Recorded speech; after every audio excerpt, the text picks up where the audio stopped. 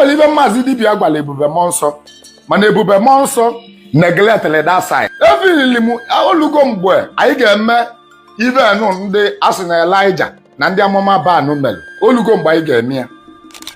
I am throwing open challenge to you people. Maazị Dibia, I want you to put your own voice and every other good native doctor nọ n'ala Igbo. Ka ọgụ ụnụ nwaanyị na-anọ na social media ka ọ bee ka ọnụ mme mmadụ shut up. Ọnọdụ nwanne m nwoke bụ Maazị Dibia. Afụrụ m ozi ozi galụ Ebube Muonso.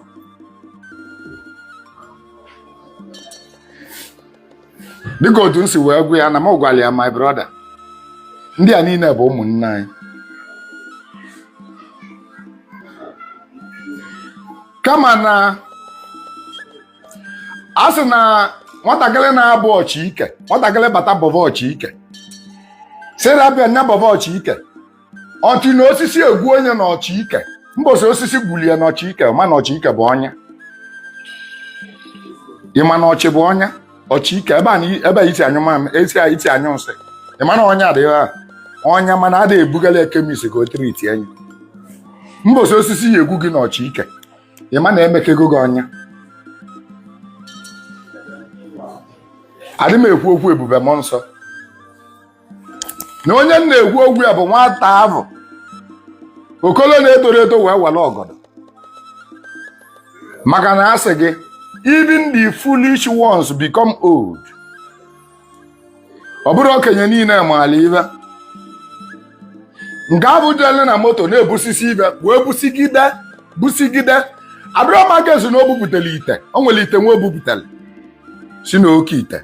Adọrọma against that one. Adọrọma against that one. Maka na nna gị ewere nke ọ dabara n'ụlọ. Nna gị adọbara such pot na be unu. Adọrọma against that one.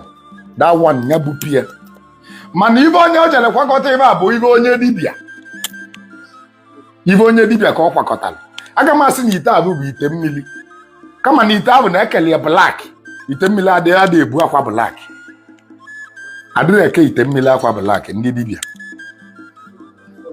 So nke ite a Adọrọma against the ite. Ma ọ gwebụrụ mgbe o bugidere ibe wee wepụta alọ. O nwere alọ. Ibe ahụ wepụtara dị ogologo ngwu agịlịga. Mbozi aga mma alụ na that man, that small boy, not boy ka ọ bụ. Boy inside a grown-up body. The boy dị ya n'ime ejeje wepụta alọ nne ya. As old as he is. Maka na that man afọlọ na that video elugo 50-something years or 60 years. Buddha man na-ebupụta all those things. And ama m na ọbeva ka ejele ebe abụ wee na-ebusisi all those things. Wesi na n'ibe eji aragbu mmadụ na o nwere mma nwa asụ ọnya n'ibe onye nwa anwụọ. Nwee na-enene ya. Then I was going to reply. Because of the reply, I said, I'm going to get now, Basam.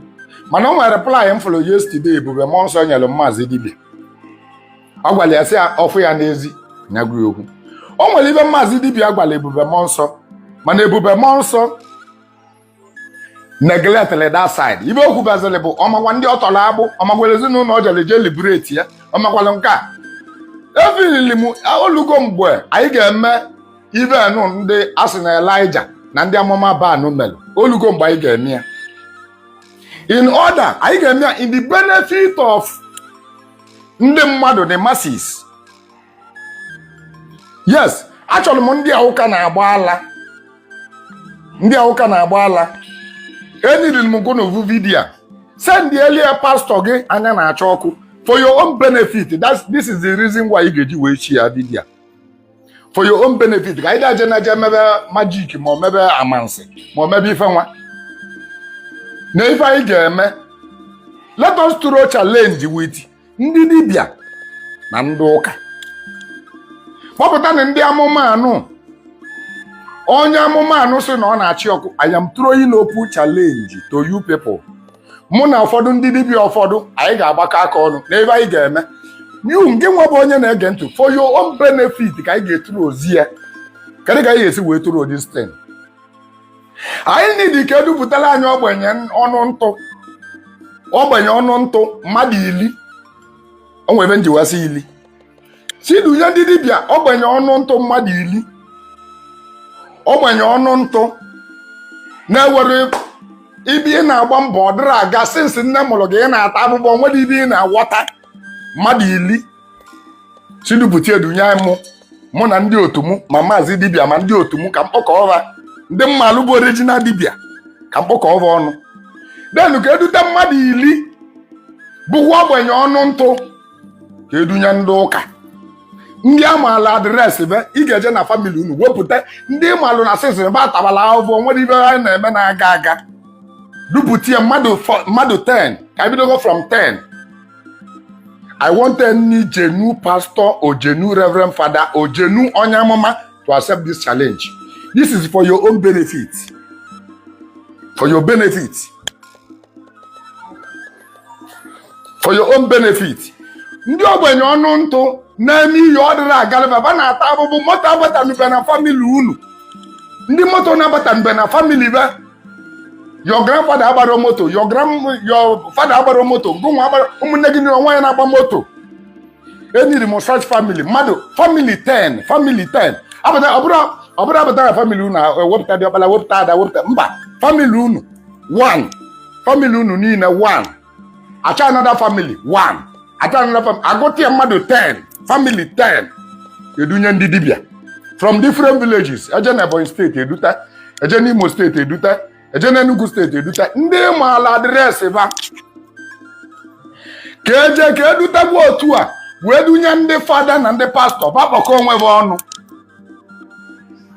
Ibe anyị ga-eme bụ ka anyị gbaa ava ndị pastọ gụba baịbụlụ bebe chapuleti jebe mountain bụba vichọn n'isi mmadụ 10. Mana anyị ga-agba ava ka anyị setụlụ alụ ndị enu mmụọ na-enyeba nsogbu. Ndị enu jeze eje emelụ ndị nke ọzọ liberation na family be jee pipịa mebie tipịa mee ihe niile a ga-eme otu ha si eme nke ha ka anyị nwa mee nke anyị otu anyị si eme nke anyị. Ọgwụ adịrị anyị ga-agwọ onwere anyị anyị ga-agwụla ọgwụ na-afa ife anyị gbatara n'afa ka anyị melie mmadụ 10 ha family 10 from different states. Family 10 mmadụ 10 different families amala na moto abatanube na family ba. This is an open challenge.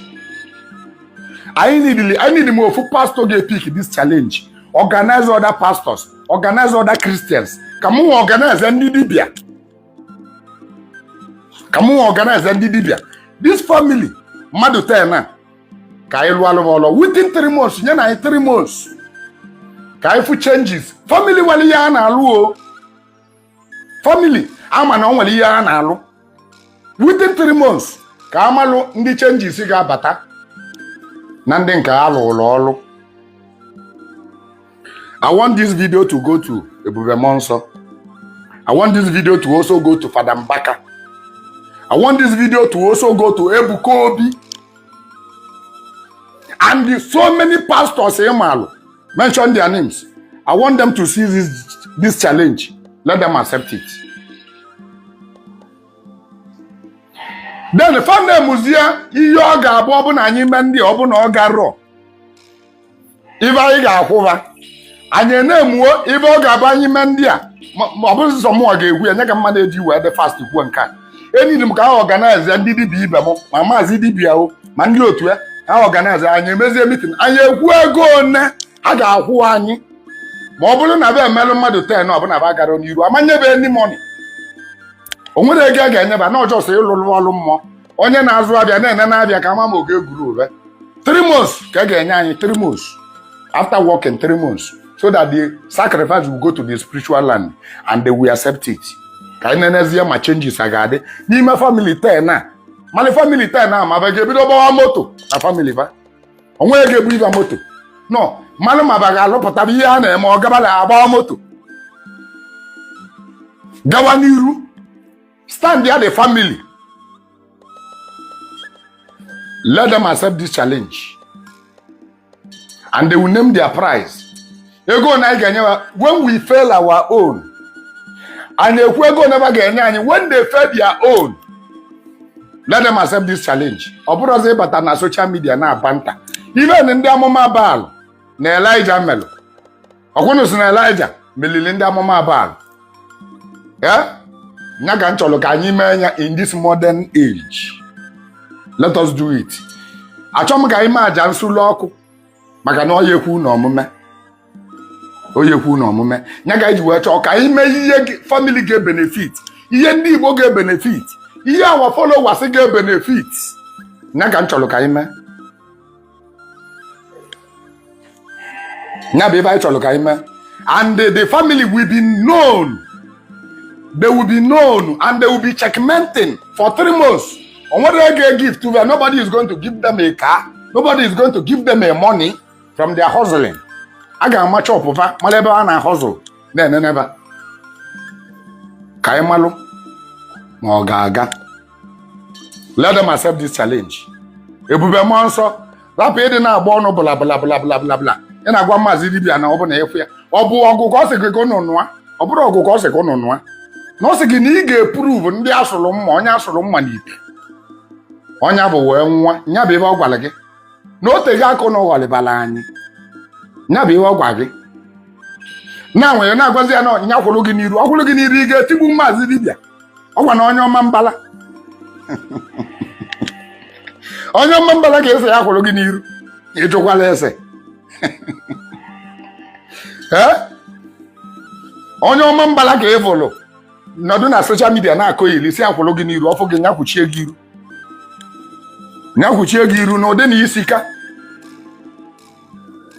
anya na-ekwu okwu ike ọkpụkpụ aka anya na-ekwu okwu igbu mmadụ maọbụ ime ihe a n'ọdụnye anyị family ọ bụrụ ka adịkwuye ndị na-arịa ọya yes site ikwe ndị na-arịa ọya ndị na-arịa stroke ndị na-arịa ma ndị kpuru isi nwa o ma ndị ala adị anya masis unu ga-edecide kpọta nọ mmadụ unu ga-eji aka unu kpọta mmadụ ndị ụka ga-akpọta onye ndị omenala akpọta onye ndị ụka ka wee yodo adịna ya ka adịmena anya arenji ndị na-aja ụka unu ga-eji aka unu jee pikie mad people jee pikie ndị na-aya stroke ndị na-aya ule ọkpa unu akpọnye anyị bụ ndị omenala kwanụ my followers na-eme omenala unu adịkwa ready for this challenge unu ga-ejeje pikie ndị ala pikie ndị na-aya ule ọkpa ndị na-aya stroke otu a si wee kpọta unu akpọnye kwaba ka ba gbọọ onye ọya ka anyị gbọọ ndị nke anyị ka anyị mara mmadụ na onye ga-ewelu their freedom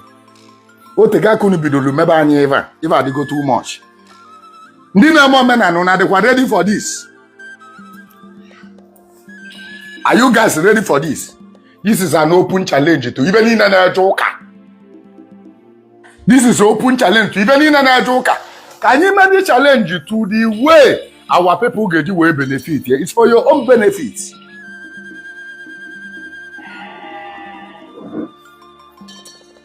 It's for your own benefit. Can you make a miracle? Can you make in open field, God, they were boy.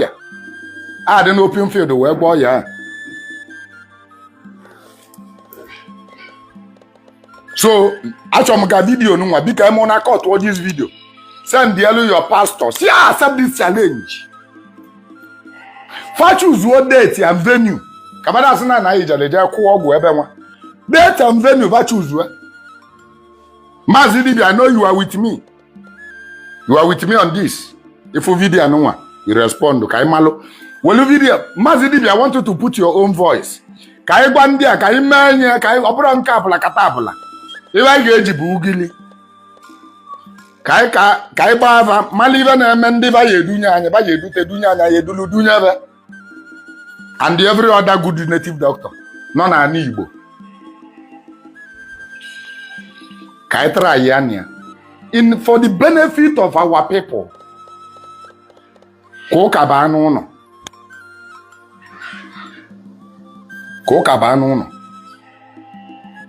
na Jesus na in the mention of the name of Jesus bịa mbọsị abịa mention n'ọnya ka every knee bụ awụọ ka every tongue confess ya ka ikweta ndị melili ibeba ndị ọzọ amalụzi ya ezekwa na mụ don challenge nke nwa mụ gwara gị sị gị bịa challenge ya mụ wele da your power wele da your power ka ị bịa ka ị challenge ya anyị each dibia from each state anyị niile ga-ezukọ ọnụ mee meeting unu nwa ọgọta na ndị pastọ niile ma ndị amụma niile